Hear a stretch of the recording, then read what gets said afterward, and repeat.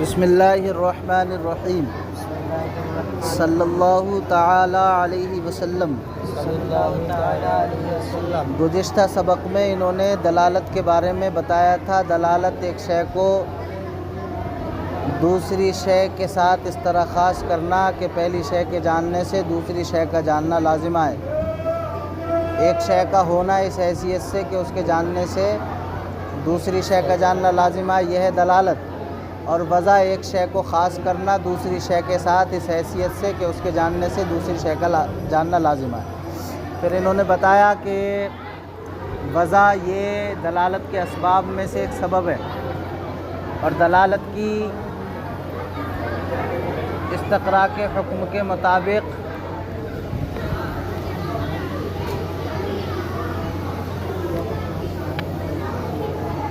کہتے ہیں دلالت بحکم استقراء تلاش و جستجو تین قسم پر تھی۔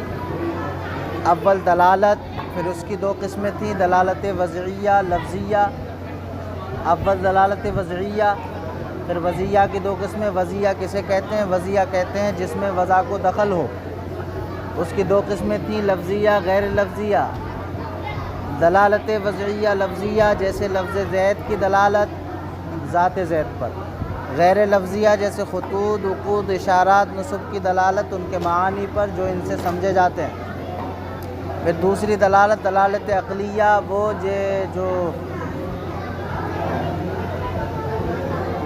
عقل کے چاہنے سے ہو، اور اس کی بھی دو قسمیں ہیں، لفظیہ غیر لفظیہ۔ لفظیہ جیسے لفظ دیز کی دلالت جو سنا گیا دیوار کے پیچھے سے لافظ کے وجود پر، اور غیر الفاظ میں ہوگی جیسے مسموع کی دلالت سانے پر۔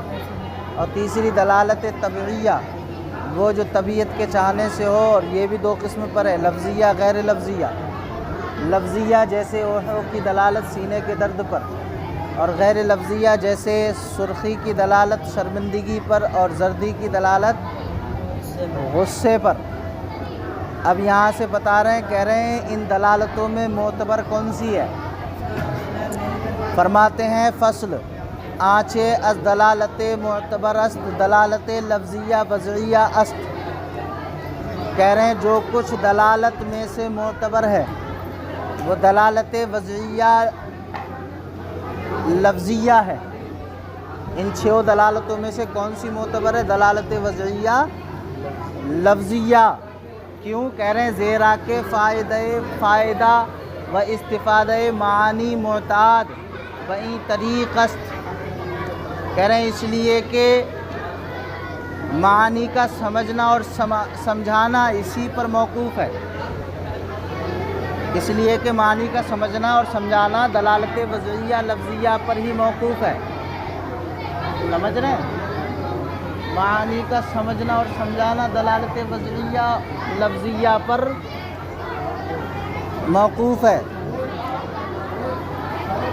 یہ کہہ رہے ہیں آپ نے دلالت کی 6 قسمیں کی تھی، دلالت وضعیہ لفظیہ، دلالت وضعیہ غیر لفظیہ، دلالت عقلیہ لفظیہ، دلالت عقلیہ غیر لفظیہ، اور دلالت طبعیہ لفظیہ، دلالت طبعیہ غیر لفظیہ۔ 6 قسمیں ہو گئیں، لیکن ان 6 قسموں میں معتبر قسم جو ہے وہ دلالت وضعیہ لفظیہ ہے۔ کیا ہے؟ وہ معتبر کیوں نہیں ہے؟ تو وہ معتبر دیکھیں اس لیے نہیں ہے، دلالت وضعیہ غیر لفظیہ معتبر اس لیے نہیں ہے کہ خطوط یہ خط کی جمع ہے، اس کا معنی آتا ہے تحریر۔ عقود عقد کی جمع ہے، اس کا معنی آتا ہے انگلی کی گریں۔ اور اشارات اشارے کی جمع ہے، نصب یہ سنگ میل کہتے ہیں، یہ اس کی دلالت ان کے معنی پر ہوتی ہے۔ لیکن خطوط، عقود، اشارات، نصب ہر جگہ ان سے ایک ہی معنی نہیں سمجھا جاتا، بلکہ مختلف علاقوں میں مختلف ان کے معنی ہوتے ہیں۔ خطوط کا معنی مختلف علاقوں میں مختلف معنی دیتا ہے، عقود مختلف علاقوں میں مختلف معنی، لہذا ان کا کوئی معنی مستقل نہیں ہوتا، علاقوں کے بدلنے کی وجہ سے معانی بھی بدلتے ہیں، لہذا یہ معتبر نہیں ہو سکتی۔ کہتے ہیں دلالت عقلیہ لفظیہ معتبر کیوں نہیں ہے؟ کہہ رہے ہیں دلالت عقلیہ لفظیہ معتبر اس لیے نہیں ہے کہ دیکھیں لفظ دیز کی دلالت جو سنا گیا دیوار کے پیچھے سے لافظ کے وجود پر۔ کہہ رہے ہیں دلالت عقلیہ لفظیہ کی صرف ایک ہی مثال ہے، وہ بھی لفظ دیز جو زید کا الٹا ہے، دوسری مثال کوئی آتی نہیں اس کی۔ جب مثال دوسری آتی نہیں اور بہت تلاش و جستجو کے بعد جب ہمیں ملتی نہیں تو لہٰذا یہ معتبر نہیں ہوگی، کیونکہ مثالیں نہیں ہیں اس کی۔ سمجھ رہے ہیں؟ دلالت عقلیہ لفظیہ بھی معتبر نہیں ہے، کیونکہ اس کی مثال ایک ہی ہے اور مثالیں اس کی حاصل نہیں ہوتی۔ دلالت عقلیہ غیر لفظیہ کہہ رہے ہیں معتبر کیوں نہیں ہے؟ تو کہہ رہے ہیں غیر لفظیہ بھی معتبر اس لیے نہیں ہے کہ مصنوع کی دلالت ثانے پر ہوتی ہے، مصنوع کی دلالت ثانے پر ہوتی ہے، تو مصنوع کی دلالت ثانے پر جب ہوتی ہے تو اب یہ دلالت معتبر نہیں ہوگی۔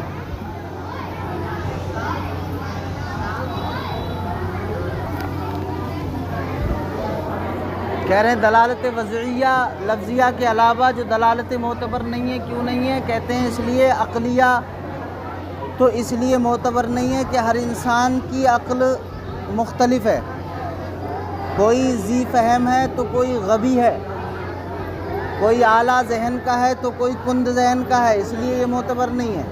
اور دلالت طبعیہ بھی معتبر نہیں ہے، کیوں؟ اس لیے کہ لوگوں کی طبیعت مختلف ہوتی ہے، الگ الگ ہوتی ہے، اس لیے معتبر نہیں۔ اور کیا نام ہے، رہی دلالت وضعیہ لفظیہ تو یہ معتبر ہوگی، کیوں؟ اس لیے کہ معنی کا سمجھنا اور سمجھانا اسی پر موقوف ہے۔ کہتے ہیں وہی دلالت منحصر است، اور یہ دلالت منحصر ہے در مطابقت و تضمن والالتزام، اور یہ دلالت منحصر ہے مطابقت، تضمن اور التزام میں۔ دلالت وضعیہ لفظیہ یہ منحصر ہے کس میں؟ مطابقت میں، تضمن میں اور التزام میں۔ یعنی دوسرے لفظوں میں یہ کہہ لو دلالت وضعیہ کی تین قسمیں ہیں، ایک مطابقت، دوسری تضمنی، تیسری التزامی۔ سمجھ رہے ہیں؟ دلالت مطابقت اور دلالت تضمنی اور دلالت التزامی، یہ تین قسمیں ہو گئیں دلالت وضعیہ لفظیہ کی۔ کہتے ہیں وہ مطابقت دلالت لفظ است بر تمام معنی موضوع لہو خود، اور کہتے ہیں مطابقت کسے کہتے ہیں؟ کہتے ہیں لفظ کی دلالت اپنے معنی موضوع لہو کے تمام پر ہو، اپنے تمام معنی موضوع لہو پر ہو، یعنی لفظ جس کے لیے وضع کیا گیا ہو اس لفظ کی دلالت اس چیز کے تمام پر ہونی چاہیے۔ کس پر ہونی چاہیے؟ تمام پر۔ مثال کے طور پہ کوئی لفظ وضع کیا گیا، جیسے تمہارا نام کیا ہے؟ محمود علی۔ تو اب جب ہم نے محمود علی بولا تو پوری ذات ہمارے سمجھ میں آئی، اس لفظ نے دلالت کی پوری ذات پر، محمود علی کی ذات پر۔ تو اب ہمارے ذہن میں اس کی آنکھیں بھی آ گئیں، اس کا چہرہ بھی، سر بھی، ہاتھ پیر بھی آ گئے، جسم آ گیا اس کا۔ سمجھ گئے؟ تو کہتے ہیں لفظ کی دلالت بر تمام معنی موضوع لہو خود، لفظ دلالت کرے اپنے معنی موضوع لہو کے تمام پر، یعنی تمام معنی موضوع لہو پر لفظ دلالت کرے، ازاں جہت کے تمام معنی موضوع لہو اوست، اس لیے کہ وہ اس کا تمام معنی موضوع لہو ہے، جس پہ لفظ دلالت کر رہا ہے وہ اس کا کیا ہے؟ تمام معنی موضوع لہو، وہ اس کے معنی موضوع لہو کا تمام ہے۔ اس وجہ سے لفظ دلالت کرے گا اپنے معنی موضوع لہو کے تمام پر۔ چوں دلالت لفظ انسان، جیسے لفظ انسان کی دلالت بر معنی حیوان ناطق، حیوان ناطق کے معنی پر، یہ دلالت مطابقی ہے، مطابقت ہے، دلالت مطابقت ہے۔ لفظ انسان کی دلالت حیوان ناطق کے معنی پر، دیکھو لفظ انسان یہ وضع کیا گیا تھا حیوان ناطق کے معنی کے لیے منطقیوں کے نزدیک، تو کہتے ہیں حیوان ناطق کا معنی انسان دلالت کر رہا ہے حیوان ناطق کے تمام معنی پر۔ کیوں؟ اس لیے کہ انسان کا دلالت کرنا حیوان ناطق کے معنی پر اس لیے ہے کہ یہ حیوان ناطق کا معنی جو ہے یہ انسان کا معنی موضوع لہو ہے۔ سمجھ میں آ رہی بات؟ انسان کا کیا ہے؟ معنی موضوع لہو ہے۔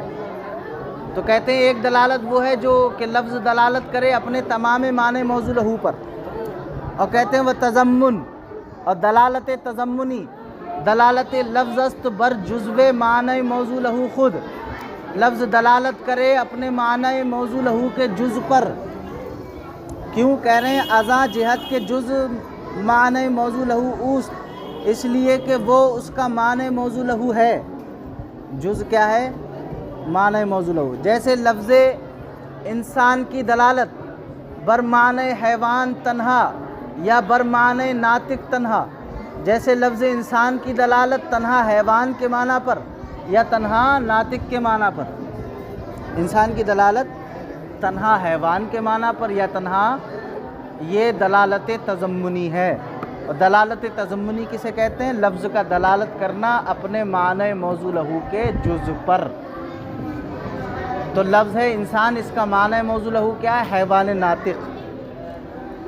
حیوان اور حیوان ناطق یہ دو جزوں سے ملا ہے، ایک حیوان ایک ناطق سے۔ تو اب لفظ انسان اگر دلالت کرے صرف حیوان پر یا صرف معنی پر تو اب یہ لفظ کی دلالت دلالت تضمنی ہوگی۔ سمجھ گئے؟ کہتے ہیں دلالت تضمنی، دلالت لفظ است وہ لفظ کی دلالت ہے بر جزو معنی موضوع لہو خود، جو اپنے معنی موضوع لہو کے جز پر دلالت کرے، ازا جہت کے جز معنی موضوع لہو اوست، اس وجہ سے کہ یہ اس کا معنی موضوع، اس کے معنی موضوع لہو کا جز ہے۔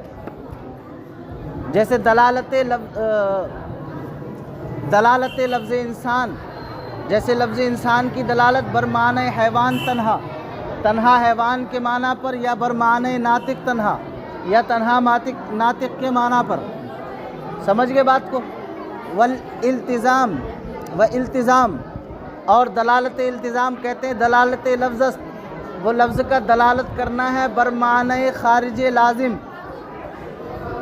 لازم موضوع لہو خود، لفظ دلالت کرے اپنے معنی موضوع لہو کے خارج لازم پر، اپنے معنی موضوع لہو پر دلالت نہ کرے، نہ موضوع لہو کے جز پر دلالت کرے، بس کہ کس پہ دلالت کرے؟ خارج لازم پر، یعنی ایسے خارج پر جو اس کے لیے لازم ہو، معنی موضوع لہو کے لیے خارج کیا ہو؟ لازم ہو۔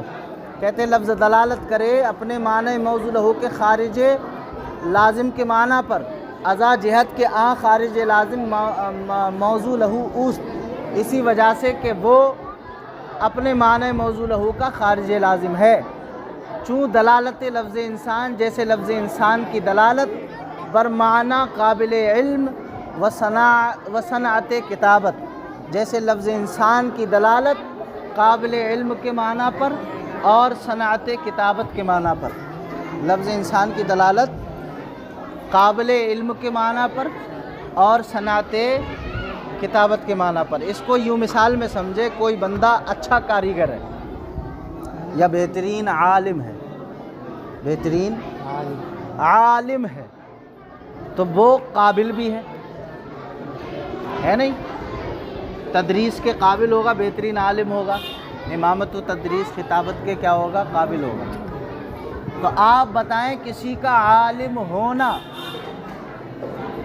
یہ وصف ہے، صفت ہے؟ جیسے محمود علی عالم ہے تو محمود موصوف، محمود عالم ہے اور عالم اس کی صفت بنے گی۔ تو صفت ذات میں نہیں ہوتی، صفت ذات میں نہیں ہوتی، علم کی صفت جو علم وصف ہے یہ ذات میں نہیں ہوتا بلکہ خارج میں ہوتا ہے، لیکن اس کو لازم ہوتا ہے۔ اگر کوئی بندہ عالم ہوگا تو علمیت کی صفت سے متصف ہوگا اور یہ صفت اس کو لازم ہوگی جب تک وہ دنیا میں رہے گا، جب تک عالم کہا جائے گا، سمجھ گئے؟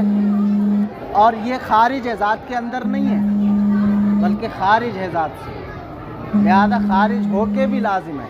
تو لفظ دلالت کرے اپنے معنی موضوع لہو کے خارج لازم کے معنی پر، جیسے قابل علم، لفظ انسان کی دلالت قابل علم کے معنی پر یا صنعت کتابت کے معنی پر۔ کوئی مصنف ہے تو یہ تصنیف اس کی ذات میں تو ہے نہیں، خارج ہے، اس نے لکھ دی، خارج ہے، لیکن اس کو لازم ہے۔ یہ کتاب کس کی ہے؟ علامہ شریف جرجانی کی، یہ کبرا ہے، سید شریف احمد جرجانی کی۔ تو یہ جب ہم بولیں گے یہ کتاب ان کی ہے تو یہ کتاب ہے تو کتاب، لیکن یہ ان کا خارج لازم ہے سید شریف جرجانی رحمۃ اللہ علیہ کا، انہوں نے لکھی ہے، ان کی ذات میں داخل نہیں ہے۔ وہ اس صفت سے متصف ہیں کہ وہ کتاب کاتب ہیں اور مصنف ہیں، انہوں نے بہت ساری کتابیں لکھی ہیں، لہذا لفظ انسان کی دلالت جب قابل علم پر ہو یا صنعت کتابت پر ہو تو اب یہ دلالت التزامی ہوگی، ٹھیک ہے، یاد کرنا چاہوں۔